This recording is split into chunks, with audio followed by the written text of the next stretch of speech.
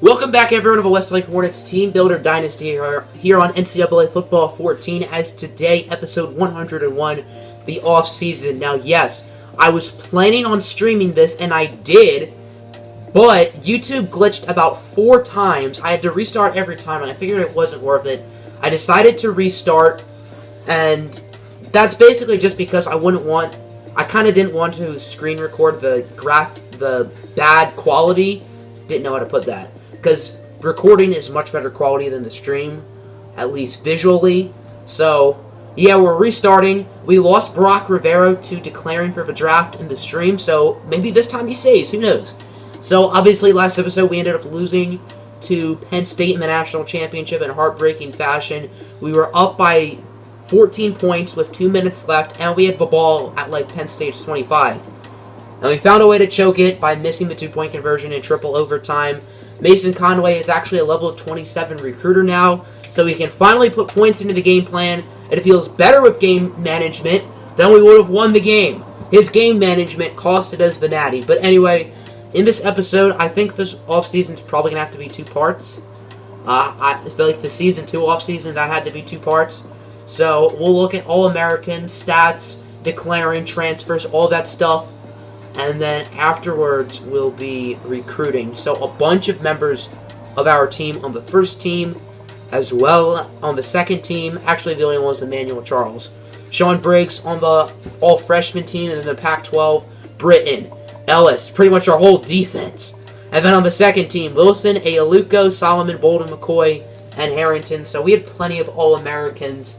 And then looking at the stats, Champ Britton, very good senior season, and I guess this is the last time we will get to look at his career stats. What a player he was for us. Didn't quite put up the numbers that Eric Fisher did, but still going to be missed.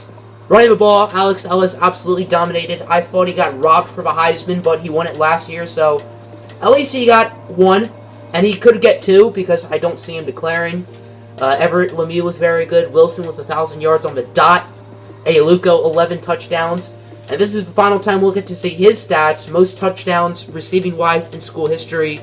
Definitely going to be missed. He's been a 4-year sort of starter. Technically, this is the only year he started. However, the number 4 receiver was used a lot, and that's what he was for the first 3 seasons. Donald Shaw, Ryan Reginald, they're young. They can improve. Tackles, tight between Briggs, Moore, and Barron, but it ended up going to Sean Briggs. Bunch of tackles for a loss. 18, 17, 16, 15, 14. 9 sacks for Casimir. 8 for Rivero. 6 for Agobo and Echo. 6 for Barron. 4 for Carl Bolden. 3 for Solomon. I'm surprised I feel like he had more. 2 for McCoy. 1 for Novak. 1 for Charles. 5 picks for McNamara. 2 for Charles. 2 for Campbell. 1 for Harrington. Moore, Coker, Barron, Anecho, and Briggs. And then awards. I don't really feel like showing them. But Chip Barron won the Bernardrick Award. He also won the Best Linebacker. And then QJ Casimir won the Lombardi. So now, let's get on to the offseason. We are now at the players leaving stage. If you guys did not know, we implemented a rule starting last offseason that we can only convince 3 players for the rest of the series to stay if they are declaring, and 3 if they are transferring. We already used 1 with the declaring for Champ Britton. We convinced him to stay. So we only had 2 left. And on the stream, Brock Rivera decided to declare, and we would let him go. And then Jacob Brown tried to transfer, and we also let him go. So, obviously, we'd love to keep those 2 around. But if they leave, they leave. And Jacob Brown is transferring again. But instead of Brock Rivera declaring, it's actually Sebastian Jackson. And while Jackson's a very good player, he's not a starter, with Alex Ellis starting. So, this is fine. He's a very talented player and is actually much better than Ellis. But we don't really need him, so I guess 5-star freshman Jason Gibbs will be the number 2 running back. Dante Savage, the number 1 running back, who we also got, will still be redshirted. I believe Jacob Brown originally in the stream declared to Cal, so now he's going to San Diego State, and I don't think it was because he's homesick, but he's still leaving nonetheless. Champ Britton was a 1st rounder, Chip Barron was a 4th, and Campbell was a 6th, so that all stays the same. So Jackson declaring instead of Rivera actually works out for us, so Brock Rivera's back, yay! And then I'll hear all the other guys declaring. The most notables are the 3 who are declaring and AOA Aluko. These 4, as well as Chris Beckett and Carl Bolden, were all starters, so They will be missed. So in the draft, Champ Britton, unsurprisingly, is a first-round pick. Sebastian Jackson is a 4th. Chip Barron is a 4th. And Quentin Campbell is a 6th. So Jackson actually jumps up from the 5th to the 4th, which is funny because Brock Rivero also jumped up. He went from a 6 to a 5, but obviously we don't need to worry about that since he's back. We unsurprisingly had no one choose to transfer here. We've actually never had anyone transfer here in this series, which is sad. So here's a look at recruiting. Andy Pino, the number 3 overall player in the country, probably going to be a corner. Noah Newton, the number 1 receiver in the country, and he's actually from Edmonton, Canada. Now, we don't need a receiver, however, he's really good, and Penn State is winning, so we kind of want to get our revenge on them. Garrett Racine, he will be the starter once Owen Jackson leaves, and that's not for another 3 years. Derek Berry could be a good player down the line. Drew Brantley, we don't need, and we're not going to get. Same can be said for Mike Jones. So, what I did in this stream was I gave Andy Pino 6,000, Noah Newton 5,500, and then Racine and Berry split. They each got 1,750. All 4 of them, spoiler alert, did commit, so hopefully we get the same result. Mason Conway is now level 28, which means we can finally help his game management. Maybe he won't mess up in the national championship in a critical situation. Anyway, history does not repeat itself. Pino, Newton, and Berry all commit. However, and Mike Jones actually commits. He didn't commit originally. But Garrett Racine unfortunately goes to New Mexico. Why we didn't need him? He's a custom recruit, and I really thought we were going to get him, so... And we originally got him in the stream, so kind of sad that we didn't end up getting him. Still got the number 1 class in the country, though, so that's good. But it does sort of suck that we got no custom recruits this year, which makes me sad. I'm going to go after a bunch next year, because I want more custom recruits. But obviously, we did get the number 1 overall class in the country. 6 5-stars, 6 4-stars, 9 3-stars, no 2-stars. In the stream, we had 8 3-stars and 1 2-star, so I guess Racine... I don't remember Racine being a 2-star, but I guess he is. And then the defensive tackle we got is a 3.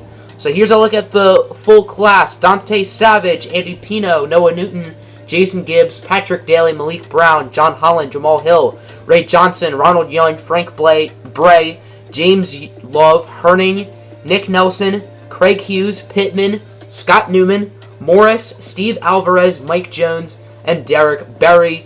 So at this point, this is where the stream crashed again. So now there are no, I guess, spoilers. No one knows what's going to happen next, including myself. So let's get right into it. It's weird seeing all these guys a year older, like Michael Wilson is a senior. Alex Ellis is a senior. There's no Champ Britton. But we're going to do position changes, mainly the athletes. I don't think I'm going to do any other position changes. Andy Pino, he looks like a good receiver, but we're playing him in the secondary, I believe. I thought he was good at coverage. Was he not? Where is his coverage stats? 87, 84. Why would he not be a good corner? Patrick Daly, he also has decent coverage, more of a running back, but we don't need running backs. So, I guess one of them can be the 3 safety of the future. I guess Patrick Daly can be the 3 safety long-term once Leon Moore goes. Yeah, it's annoying that he goes down 4, but we have to do it. And then we don't need wide receiver. It does not make sense to put him there. So we're going to have to put him elsewhere, and I guess that'll be corner. It's unfortunate he's only a 75, but we have to focus on need. James Love, he cannot play... Oh, he can play defense. He's a 79? Okay. Okay, hold on a minute. Hold on a minute. Daly, you are no longer a 3 safety, my friend. We might just have to put him at running back almost. 75 receiver... What do we need more, corner or receiver? We're pretty much stacked at corner. Receiver, we're also stacked at. I guess we're a little bit less at receiver, because a lot of these guys are unproven, so I guess we'll put Daly at receiver. I don't think he's going to play until he's a redshirt junior. But Frank Bray's a receiver too. Or he can play tight end. We don't need a tight end, though. This is hard stuff, people. Okay. Frank Bray's going to play receiver. Do we just put... We're just going to put Daly at running back for now. He will compete with Jason Gibbs for the number 2 running back spot, and then Savage will be redshirted, so he can improve on his running back skill set like skills with the ball, athletic traits, which pretty much help you in any of those positions we looked at. So I guess that's a move. We're a little bit too stacked at running back, receiver, and corner, but our O-line and D-line, and I guess linebacking core are rather thin, so that's fun. We are here at training results, and Michael Wilson has made history. He is the first player in the history of Westlake to become a 99 overall, so very big accomplishment. Peyton Curtis and Mike Hadley are both 89, so that means Hadley went up from an 80 to an 84 throughout this season. Obviously, we will start Curtis. We like his skill set better. He's much more fast, and he's a very strong arm. I guess Hadley's super accurate. Yeah, 91. Joshua Jones goes up to a 78. Alex Ellis is a 94. These two probably won't really get snaps. They're just backups. Fullback Randy Larkin, now a senior, is an 83. What are his career stats? Never ran the ball, and he has 2 catches for 14 yards. Wow. Michael Wilson, obviously, a 99. Brian Barnes, 88. Everett Lemieux, 88. Jamar Justice, 84. Nigel Wiggins, 82. At tight end, Jeff Washington is an 85. Sandu Fishing, only an 81. We've been starting Fishing, however, Washington's 4 ratings better, so something to look into. Ryan Reginald is an 80. Herbert Hammond is a 79. Neil Scott, 81. He will be starting. Mike Carter went up 6. That's good. William Underwood now an 89. Jeremy Reynolds an 82. We might have to start him somewhere. Maybe right tackle, as Donald Shaw was not particularly good last year. He's a 79. On defense, Isaac Solomon, 88. Barack Rivero, 94. QJ Casimiro is a 90. Ernest McCoy, 81. Cole Spencer, 80. Will he start? I guess he will start. Agobo Onecho, 83, as well as Alex Coker. So I guess we'll have a battle between Coker and Spencer. Owen Jackson now starting. He's an 81. Cornerback, McNamara, 93. Harrington, 92. Kyle Utley, an 86. Adam Alexander, 85. Emmanuel Charles, 85. Josh Wilson, 84. McNeil, 82. So these 5, it's going to be really interesting to see who gets the 3 and who gets the 4. Emmanuel Charles has been really good in his career. I think he has one of those 2 spots locked up. And Adam Alexander has a really nice skill set, so it's probably going to be these 2. 3 safety, Leon Moore, 96. Would not be shocked if he declares after this upcoming season. And then we have Jimmy Gray, as well as one of the other freshmen, I think James Love. So what's Jimmy Gray's role going to be in his career? Just a backup? Sean Briggs, 88. Matt Fellows, 93. Alberto Prompel, 88. Nick Rivera, who does not play, is an 80. We have 82 players on the roster, which makes sense since we only lost like 10 people and we gained a lot in recruiting. So we're going to have to cut 12. I guess we're just going to cut most of these walk-ons. For the conference, we will make one change, and that is that I am removing, great language, removing protected rivalries because I want to have 8 non-conference, or 8 in-conference games, which means an extra non-conference, which I want to play more different teams. That's pretty much the reason why. So I think I can turn it off. Alright, we are now officially at the new season. I thought the off-season would have to be 2 parts, but it looks like it's going to be 1. Next episode is going to be the preseason stuff, which would be a normal preseason episode, like if I did a stream. So I guess we'll do redshirting and custom schedules and stuff now. We are currently number 5. That's where we start off, which isn't too bad. Here's a look at the schedule for this season. It is going to be very tough. We have 5 ranked opponents. It's an A+ strength of schedule. So week 1 at the Georgia Dome, Chick-fil-A kickoff versus Alabama. We've been considering playing Alabama the past couple of seasons. However, we haven't done it. This year, we're finally going to do it.